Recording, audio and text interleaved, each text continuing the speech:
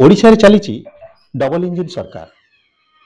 ଓଡ଼ିଶାର ପ୍ରଗତି ପଥରେ ଯେଉଁମାନଙ୍କର ଭୂମିକା ଗୁରୁତ୍ୱପୂର୍ଣ୍ଣ ରହିଛି ସେଥିମଧ୍ୟରୁ ପାରାଦୀପ ବିଧାୟକ ତଥା ଶିଳ୍ପମନ୍ତ୍ରୀ ସମ୍ପଦ ଚନ୍ଦ୍ର ସ୍ୱାଇଁଙ୍କ ଭୂମିକା ଅନ୍ୟତମ। ଆମ ସହିତ ଅଛନ୍ତି ଶିଳ୍ପମନ୍ତ୍ରୀ ସମ୍ପଦ ଚନ୍ଦ୍ର ସ୍ୱାଇଁ। ଆସନ୍ତୁ ତାଙ୍କ ସହିତ ସିଧାସଳଖ ଆଲୋଚନା କରିବା। କଳିଙ୍ଗ ଟିଭିକୁ ଆଜ୍ଞା ସ୍ୱାଗତ। କ'ଣ କହିବେ ପ୍ରଥମେ ଛାତ୍ର ଜୀବନ, ତାପରେ ବ୍ୟବସାୟ, ତାପରେ ରାଜନୀତି, ଆଉ ରାଜନୀତିରେ ଓଡ଼ିଶା ସରକାରଙ୍କର ଗୋଟେ ଗୁରୁଦାୟିତ୍ୱ, ସେ ପୁଣି ଶିଳ୍ପମନ୍ତ୍ରୀ। ଏହାକୁ ଆଗେଇ ନେବା ପାଇଁ এই 1 ବର୍ଷ ଭିତରେ ଆପଣ କ'ଣ ସବୁ ଭୂମିକା ଗ୍ରହଣ କରିଛନ୍ତି? ନମସ୍କାର। ଆପଣ ଯଦି ଦେଖିବେ 1 ବର୍ଷର ଆମ ସରକାରଙ୍କର ସଫଳତା, ତାହେଲେ ଆପଣ ନିଶ୍ଚିତ ଭାବରେ ଜାଣିବାକୁ ପାଇବେ ଆମେ ନିର୍ବାଚନ ବେଳେ ଯାହା ଯାହା ପ୍ରତିଶ୍ରୁତି ଦେଇଥିଲୁ, ସାଧାରଣ ଜନତାଙ୍କୁ ପ୍ରତିଶ୍ରୁତି ଦେଇଥିଲୁ, ମାନ୍ୟବର ମୁଖ୍ୟମନ୍ତ୍ରୀଙ୍କ ନେତୃତ୍ୱରେ ଆମେ ସେ ପ୍ରତିଶ୍ରୁତି ପାଳନ କରିବା ପାଇଁ ଆମ ସରକାର ଖାଲି କାମ କରୁନି, ବରଂ ସଫଳତା ମଧ୍ୟ ଆମେ ଲାଭ କରିଛୁ। ଯଦି ଦେଖିବେ କୃଷକମାନଙ୍କ କଥା ହଉ, ଧାନର MFC, ମହିଳାଙ୍କ କଥା ହଉ, ଏମିତି ଅନେକ କଥା ଅଛି।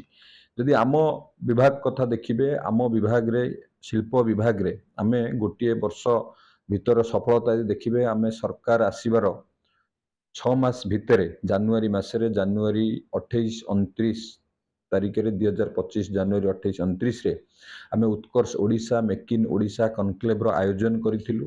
ସେଥିରେ ମାନ୍ୟବର ପ୍ରଧାନମନ୍ତ୍ରୀ ମଧ୍ୟ ଯୋଗଦାନ କରିଥିଲେ ଏବଂ ଏହି କନକ୍ଲେଭ ଓଡ଼ିଶାର ଯେତେ କନକ୍ଲେଭ ହେଇଛି, ଆମର ଇନଭେଷ୍ଟର କନକ୍ଲେଭ ହେଇଛି, ସବୁଠାରୁ ଭବ୍ୟ କନକ୍ଲେଭ ହେଇଥିଲା ଆଉ ସବୁଠାରୁ ମାନେ ଐତିହାସିକ ମଧ୍ୟ ହେଲା। 16,73,000 କୋଟି ଟଙ୍କାର ଇନଭେଷ୍ଟମେଣ୍ଟ ଇଣ୍ଟେଣ୍ଡ ଆସିଲା, ଯାହାଦ୍ୱାରା 12 ଲକ୍ଷରୁ ଉର୍ଦ୍ଧ୍ୱ ଏମ୍ପ୍ଲୟମେଣ୍ଟ କ୍ରିଏଟ୍ ହେବ ଓଡ଼ିଶାରେ। ଏବଂ ଯଦି ତାପରେ ଆପଣ ଦେଖିବେ ତାକୁ ସବୁ ସିଙ୍ଗଲ ୱିଣ୍ଡୋରେ କ୍ଲିୟରାନ୍ସ କରାଇବା, ହାଇ ଲେଭେଲ କମିଟି ଅଥରିଟି ଦ୍ୱାରା ମାନ୍ୟବର ମୁଖ୍ୟମନ୍ତ୍ରୀଙ୍କ ଅଧ୍ୟକ୍ଷତାରେ ତାକୁ ଆପ୍ରୁଭାଲ କରାଇବା MOU କଲା ପରେ ଏବଂ ତାକୁ ନେଇକି ଗ୍ରାଉଣ୍ଡିଂ କରିବା, ତ ଆମ ସରକାର ଏଥିରେ ସଫଳ ହେଇଛି। ଆମେ ବର୍ଷକ ଭିତରେ ଆପଣ ଯଦି ଦେଖିବେ, ପ୍ରଥମେ ଖୋର୍ଦ୍ଧାରେ ଏକ ଟେକ୍ସଟାଇଲ ପାର୍କ କରି ସେଠି ଟେକ୍ସଟାଇଲ ଇଣ୍ଡଷ୍ଟ୍ରି ସ୍ଥାପନ କରିବା ପାଇଁ ଗ୍ରାଉଣ୍ଡ ବ୍ରେକିଂ କରାଗଲା। 5,700 କୋଟିରୁ ଉର୍ଦ୍ଧ୍ୱ ଟଙ୍କାରେ ସେଠି ଇନଭେଷ୍ଟମେଣ୍ଟ କରିବା ପାଇଁ ବ୍ୟବସ୍ଥା କରାଗଲା, ଯାହାଦ୍ୱାରା ପାଖାପାଖି 37,000 ଏମ୍ପ୍ଲୟମେଣ୍ଟ କ୍ରିଏଟ୍ ହେବ। ଯେଉଁଟାକି ଆମ ଓଡ଼ିଶାରେ ଯେଉଁ ସବୁ ଶିଳ୍ପ ଆଗରୁ ନଥିଲା ସେ ସବୁ ସେକ୍ଟରରେ ଆମେ କରିବା ପାଇଁ ସଫଳ ହେଲୁ। ସେଠି ଟେକ୍ସଟାଇଲର କଲୁ ଏବଂ ଯାଜପୁରରେ ମେ 22 ତାରିଖରେ କଳିଙ୍ଗ ନଗରରେ ଦ୍ୱିତୀୟ ପର୍ଯ୍ୟାୟରେ କଲୁ। ସେଠି ଯଦି ଆପଣ ଦେଖିବେ ପାଖାପାଖି 1,14,000 କୋଟି ଟଙ୍କାର ବିଭିନ୍ନ ଗ୍ରାଉଣ୍ଡ ବ୍ରେକିଂ ଏବଂ ତା ସହିତ ଆମର କିଛି ଇନାଗୁରେସନ ବି ହେଲା 1,14,000 କୋଟି ଟଙ୍କାର। ସେଠି ବି ମଧ୍ୟ ଗୋଟେ ବଡ଼ ପ୍ରୋଗ୍ରାମ ଆମ ବିଭାଗ ତରଫରୁ କରାଗଲା। ଢେଙ୍କାନାଳରେ ମଧ୍ୟ ତାପରେ ଗୋଟେ ପ୍ରୋଗ୍ରାମ ଆୟୋନେକ୍ସ ସୋଲାର 4,000 କୋଟି ଟଙ୍କାର ଗ୍ରାଉଣ୍ଡ ବ୍ରେକିଂ କରାଗଲା। ସେଠି ମଧ୍ୟ ପୂର୍ବରୁ ୱାରି ଏନର୍ଜି କରୁଛି। ଏବେ ଗତ 5 ତାରିଖରେ ଗଞ୍ଜାମରେ ଏକ ଐତିହାସିକ କାର୍ଯ୍ୟକ୍ରମ ମଧ୍ୟ ହେଲା। ସେଠି ବି ପାଖାପାଖି 28,000 କୋଟି ଟଙ୍କାରୁ ଉର୍ଦ୍ଧ୍ୱ ଇନଭେଷ୍ଟମେଣ୍ଟ ପାଖାପାଖି 12ଟି ପ୍ରକଳ୍ପର କରାଗଲା। ସେଠି ମଧ୍ୟ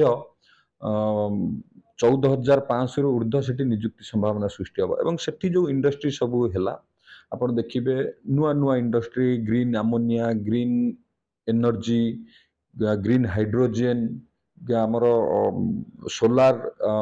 ସୋଲାରର ଯେଉଁ ମଡୁଲ ଇକ୍ୟୁପମେଣ୍ଟ ମ୍ୟାନୁଫ୍ୟାକ୍ଚରିଂ ଏବଂ ମେଡିସିନ ମ୍ୟାନୁଫ୍ୟାକ୍ଚରିଂ ଇକ୍ୟୁପମେଣ୍ଟ, ଇଏ ସବୁ ଉପରେ ଯେଉଁ ଇଣ୍ଡଷ୍ଟ୍ରି, କେମିକାଲର ମଧ୍ୟ ସେଠି ଗୋଟେ ଇଣ୍ଡଷ୍ଟ୍ରି ହେବା ପାଇଁ ଗ୍ରାଉଣ୍ଡ ବ୍ରେକିଂ ହେଲା। ଯେଉଁ ଇଣ୍ଡଷ୍ଟ୍ରି ସବୁ ଆଗରୁ ଓଡ଼ିଶାରେ ନଥିଲା, ସେଇଭଳି ଇଣ୍ଡଷ୍ଟ୍ରି ସବୁ ଓଡ଼ିଶାକୁ ଏବେ ଆସୁଛନ୍ତି ଓଡ଼ିଶାରେ ଶିଳ୍ପ ପ୍ରତିଷ୍ଠା କରିବାକୁ। ଆପଣ ଯଦି ଦେଖିବେ କେବଳ ମାଇନିଂ ବେସ୍ ଇଣ୍ଡଷ୍ଟ୍ରି ଆଗରୁ ହେଉଥିଲା, କିନ୍ତୁ ଏବେ ଡିଫରେଣ୍ଟ ବିଭିନ୍ନ ସେକ୍ଟରର ଇଣ୍ଡଷ୍ଟ୍ରି, 20ଟି ସେକ୍ଟରର ଇଣ୍ଡଷ୍ଟ୍ରି ଇନଭେଷ୍ଟମେଣ୍ଟ ପାଇଁ ଆମ ପାଖକୁ ଇଣ୍ଟେଣ୍ଟ ଆସିଥିଲା। ଆମେ ପର୍ଯ୍ୟାୟକ୍ରମେ ଯଦି ଦେଖିବେ, ଜାନୁଆରୀରେ ଉତ୍କର୍ଷ ଓଡ଼ିଶା କଲା ପରେ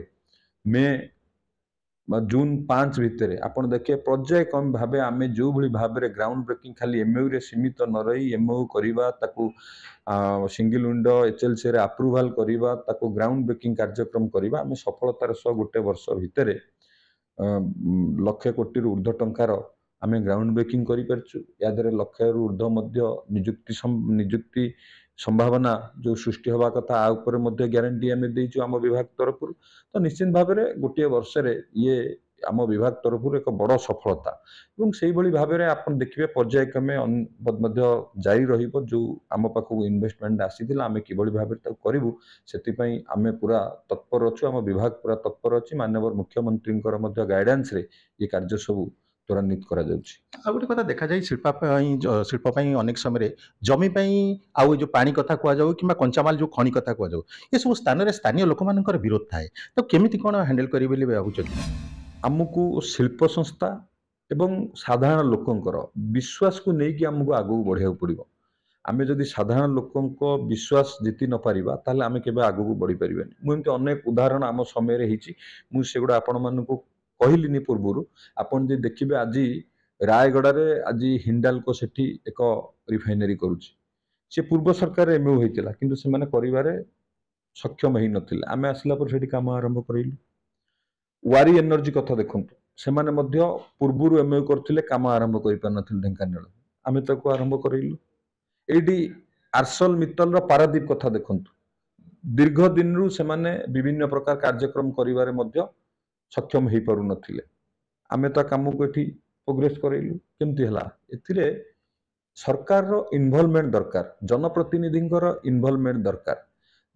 ଯାଜପୁରରେ କଳିଙ୍ଗ ନଗରରେ जतिया स्टील करके गोटे डाउनस्ट्रीम इंडस्ट्री 8 मास भितर आरंभ होइकी शेष होला आगुरु से करि पर नथिले केमति होला सेठिकार जे स्थानीय विधायक अछंती हमर सरकार मंत्री अछंती तांकर इन्वॉल्वमेंट पई होला। ढेंकानाल रे मंत्री हमर कृष्ण भाई अछंती तांकर इन्वॉल्वमेंट पई सेठी सफल होला। एठी हमर इन्वॉल्वमेंट पई पारादीप रे सफल होला। रायगड़ार जनप्रतिनिधि एवं एडमिनिस्ट्रेशन जदि मिलित भाव काम करेंगे लोकंर विश्वास को जीति आगू बढ़े ताले निश्चित भाव सफल हवा एतर कौनसी सन्देह नहीं। तेणु आम सरकार है लोकंर सरकार आम सब लोकों सह मिसी लोकों विश्वास को जीति आगू को बढ़ुचु एवं जो भली भाव में लोक मानकर समर्थन अच्छी सरकार प्रति एवं लोक मैंने एबे गोटे प्रोआक्टिव है कि सब जिनस काम कर गवर्नमेंट भी लोकों सहित मिसी कि आगू को बढ़िया चेष्टा कर निश्चित भाव में ये सब जिनस जो समस्या था आगामी दिन में समस्या बहु मात्रा एबे कमी आगामी दिन में बहुत भल भाव में चलो एथर कौन असुविधा हेनी। गोटे देखा जाता बेकारी समस्या दिन को दिन वृद्धि पाइबार लगी ये बेकारी समस्या केमिति कौन दूर हम विभिन्न इंडस्ट्री कथा आपन कहते एम्प्लॉयमेंट कथा कहते निश्चित गोटे स्वागत योग्य पदक्षेप कि जो बेकारी समस्या को दूर करने कौन आ पदक्षेप आप ने जदि देखिए आम सरकार आसिला परे आमे 28,000 ऊर्ध्व सरकारी चाकरी पई माननीय मुख्यमंत्री नियुक्ति पत्र बांटी सारिचंती एवं जदि देखिए शिल्प क्षेत्र में कहते ये मुख्यमंत्री निर्देश अच्छी जे आमको जो शिल्प अधिक नियुक्ति सृष्टि कर जमी मुझे कहली खोर्धार आम 5,000 कोटी टंकार जो इन्वेस्टमेंट से 13टी प्रकल्प किंतु 37,000 से एम्प्लॉयमेंट सृष्टि है।